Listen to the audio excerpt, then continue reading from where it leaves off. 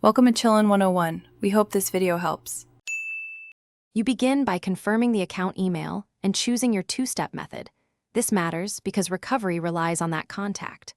Once done, make sure you have your phone or an authenticator app ready so you can receive codes immediately. Sign into Roblox on a device you already trust to avoid extra prompts. Now open account settings and head to security. You're starting the process with everything needed to avoid lockouts and speed up verification changes. You now choose between SMS and an authenticator app. SMS is simpler but less secure, while top apps give stronger protection.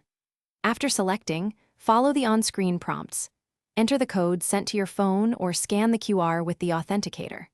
Once the code verifies, make sure to save backup codes or add a secondary phone or email so you can regain access if your primary device is lost. Transition smoothly by testing a sign out and sign in to confirm it works. Complete the process by confirming two-step is active and doing a quick test login. This proves your new settings work. If you can't receive codes, use your saved backup codes or switch to the backup phone or email you added earlier. If none of that helps, double-check device time synchronization for authenticator apps. The incorrect clock often breaks top. Finally, contact Roblox support only after these steps and provide proof of account ownership to speed recovery.